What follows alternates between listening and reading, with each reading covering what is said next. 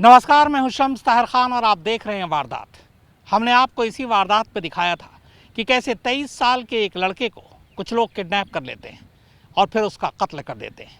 इसके बाद कोरोना की आड़ में पीपीई किट पहनाकर उसका अंतिम संस्कार भी कर देते हैं। अब ऐसी ही एक खबर तिरुपति से आई है। एक सॉफ्टवेयर इंजीनियर की उसी का पति कत्ल कर देता है, फिर लाश एक बैग में रखता है और बैग को आग के हवाले कर देता है।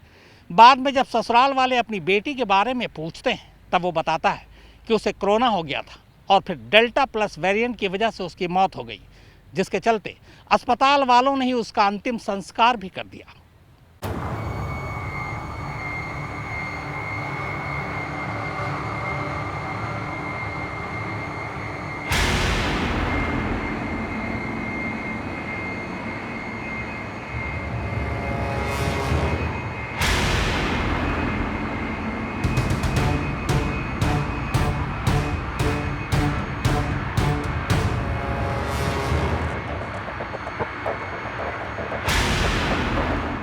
पहली तस्वीर, ये शख्स एक हाथ से गोद में बच्ची लिए और दूसरे हाथ से लाल रंग के इस बैग को ले जाता हुआ दिख रहा है। बैग को खींचने के अंदाज से साफ पता चल रहा है कि बैग खाली है, बैग में कुछ भी नहीं है। दूसरी तस्वीर, इसी खाली बैग और बच्ची के साथ अब ये शख्स लिफ्ट में सवार हो जाता है। तीसरी तस्वीर, एक बार फिर कैमरे में वही शख्स है, लाल रंग का बैग भी वही है, मगर खींचने के अंदाज से साफ पता चल रहा है कि अब बैग बेहद वजनी हो चुका है। वही शख्स फिर बच्ची को गोद में उठाता है और लिफ्ट के जरिए इस वजनी बैग के साथ नीचे आ जाता है।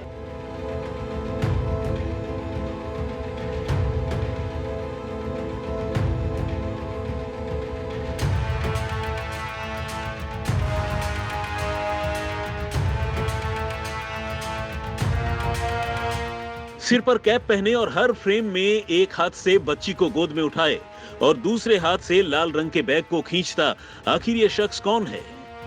लाल रंग का ये बैग लिफ्ट से ऊपर जाते और ऊपर से नीचे आते अचानक इतना वजनी कैसे हो गया? इस बैग में आखिर है क्या? और ये बच्ची कौन है जो लगातार इस शख्स और बैग के साथ है? तो चलिए कहानी की शुरुआत किसी और जगह से करते हैं। 23 जून को तिरुपति के सरकारी SVRR रुआ अस्पताल परिसर में झाड़ियों के बीच एक जली हुई लाश मिलती है। लाश करीब 90% जल चुकी थी। पहचानना मुश्किल था, यहां तक कि यह भी बताना मुश्किल था कि मरने वाला है या फिर मरने वाली। तिरुपति की अलीपिरी पुलिस लाश के बचे खुचे हिस्से को फॉरेंसिक जांच के लिए भेज देती है। पहला सुराग फॉरेंसिक जांच से ही मिलता है। जांच में खुलासा होता है कि लाश महिला की है, जिसकी उम्र तकरीबन 25 से 30 साल के दरमियान रही होगी। अब यह तो पता चल चुका था कि मरने वाली महिला है, लेकिन वो कौन है, उसका क्या नाम है, वो कहां रहती थी, उसे इस तरह किसने जलाया, उसका कातिल कौन है? इन सवालों के जवाब अलीपिरी पुलिस के पास फिलहाल नहीं थे। पुलिस ने अपनी जांच की शुरुआत दो चीजों से की। पहली, जिस जगह से ये लाश मिली थी उसके आसपास तमाम इलाकों के सीसीटीवी फुटेज खंगालने का फैसला किया। दूसरा, तिरुपति के तमाम पुलिस थानों में यह पता लगाने की कोशिश की कि पिछले कुछ दिनों में किसी महिला की गुमशुदगी की कोई रिपोर्ट तो नहीं लिखवाई गई।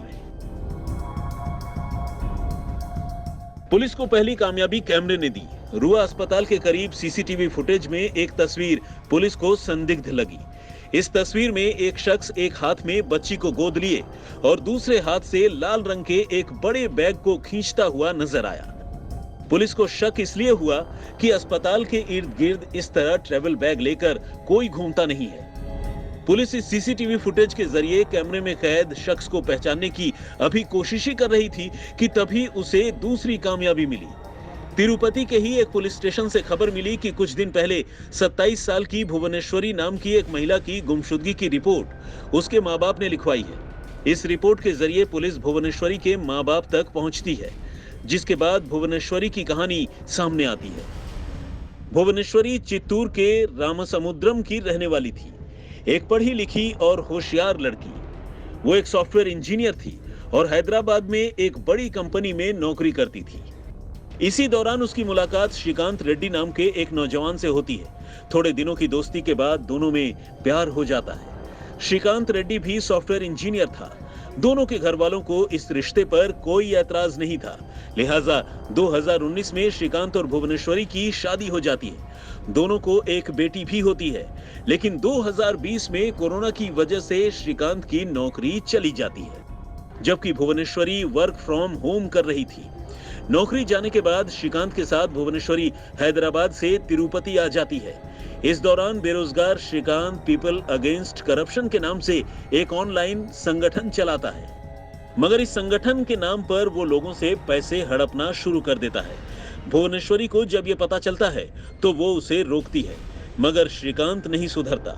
इसी वजह से अब मियां बीवी में रोजाना लड़ाई होने लगती है। 23 जून को भी भुवनेश्वरी और श्रीकांत के बीच इसी बात पर लड़ाई होती है। झगड़े के दौरान श्रीकांत ने भुवनेश्वरी की बुरी तरह पिटाई कर दी, फिर गुस्से में गला घोंटकर उसे मार डाला।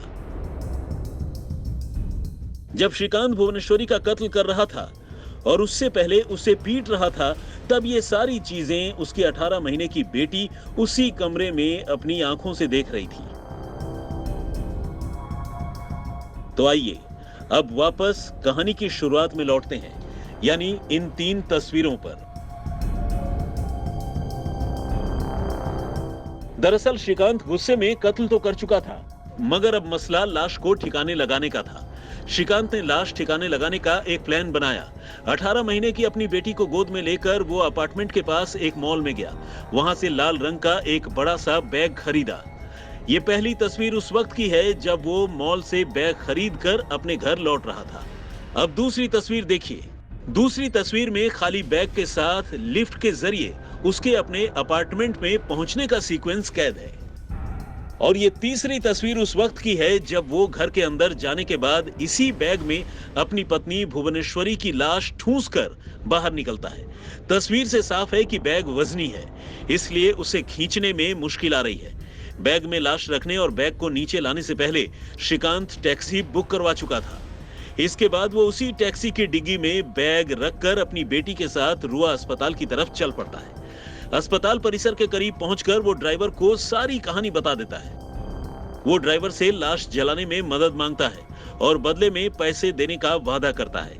ड्राइवर तैयार हो जाता है।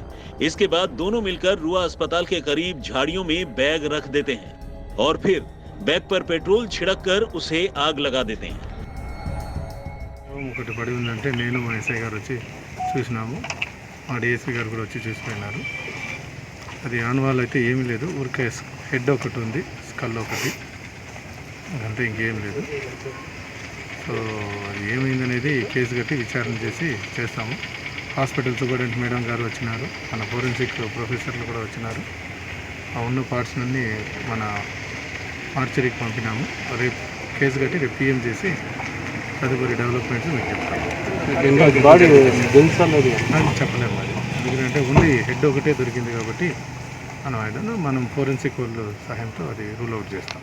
पुलिस को इस अंधे कत्ल की गुत्थी सुलझाने में टेक्निकल सर्वेलेंस और मोबाइल डेटा से काफ़ी अहम मदद मिली। मोबाइल डेटा के एनालिसिस से पुलिस ने टैक्सी ड्राइवर की शिनाख्त की, जिसने शव को हॉस्पिटल तक पहुंचाने में मदद की थी। वहीं टैक्सी ड्राइवर के पूछताछ से मुख्य आरोपी श्रीकांत रेड्डी तक पुलिस पहुंचने में कामयाब रही। भुवनेश्वरी के कत्ल के बाद अब जब उसकी लाश को बैग में बंद कर जलाया जा रहा था, तब भी 18 महीने की उसकी बेटी इसकी गवाह थी। वो तब भी श्रीकांत की गोद में थी और ये सब कुछ अपनी मासूम निगाहों से देख रही थी। लाश को जलाने के बाद श्रीकांत और कार ड्राइवर अपने अपने घरों को लौट जाते हैं। घर आने के बाद श्रीकांत सामान पैक करता है और बेटी को लेकर चित्तूर रवाना हो जाता है। इधर 23 जून की रात को ही भुवनेश्वरी के घर वाले श्रीकांत को फोन करते हैं। वो बताते हैं कि भुवनेश्वरी फोन नहीं उठा रही है। इस पर श्रीकांत उन्हें बताता है कि भुवनेश्वरी को कोरोना हुआ और अब वो डेल्टा प्लस वेरिएंट का शिकार हो गई है। वो रुआ अस्पताल में थी, जहां डेल्टा प्लस वेरिएंट की वजह से उसकी मौत हो गई। अस्पताल वालों ने कोरोना गाइडलाइन के चलते लाश सुपुर्द करने की बजाय उसका अंतिम संस्कार भी कर दिया। अपनी पत्नी की मौत को छुपाने के लिए श्रीकांत ने झूठ का एक जाल बुना था और इसके मुताबिक उसने अपने परिवार सहित घर वालों को यह बताया कि भुवनेश्वरी की मौत कोरोना के खतरनाक डेल्टा प्लस वेरिएंट के कारण हुई थी और अस्पताल ने ही उसका अंतिम संस्कार कराया। पर भुवनेश्वरी के घर वालों को श्रीकांत की बात पर भरोसा नहीं हुआ और इसी के बाद उन्होंने पुलिस में रिपोर्ट लिखवा दी। पुलिस रिपोर्ट के जरिए अब अलीपिरी पुलिस भुवनेश्वरी और श्रीकांत के अपार्टमेंट में पहुंचती है। घर पे ताला लगा था और श्रीकांत गायब था। अब उसका मोबाइल भी बंद हो चुका था। पुलिस अब अपार्टमेंट के सीसीटीवी फुटेज को खंगालने का फैसला करती है। सीसीटीवी फुटेज देखते ही सारी कहानी खुल जाती है। ये तीनों तस्वीरें उसी अपार्टमेंट की सीसीटीवी कैमरे से ली गई है, जिसमें श्रीकांत खाली बैग लाता और लाश भरकर बैग में ले जाता कैद हो गया था। बाद में श्रीकांत के मोबाइल सर्विलांस के जरिए आखिरकार तिरुपति पुलिस उसे गिरफ्तार कर लेती है। श्रीकांत से पहले उस टैक्सी ड्राइवर को भी पुलिस गिरफ्तार कर चुकी थी, जिसने लाश ठिकाने लगाने में श्रीकांत की मदद की थी। अब श्रीकांत के पास अपना जुर्म कबूल करने के अलावा और कोई चारा नहीं था। हमारे देश में कई ऐसे जरूरतमंद लोग हैं जिनकी मदद की गुहार आपके कानों तक नहीं पहुंच पाती। न जाने ऐसे कितने बेबस और मजबूर लोग हैं जो पैसों की वजह से मजबूर हैं। आपकी थोड़ी सी मदद इनकी जिंदगी बदल सकती है, तो क्यों ना मदद के लिए हाथ बढ़ाएं। डोनेट करने या बाकी जानकारी के लिए नीचे दिए गए डिस्क्रिप्शन पर क्लिक करें।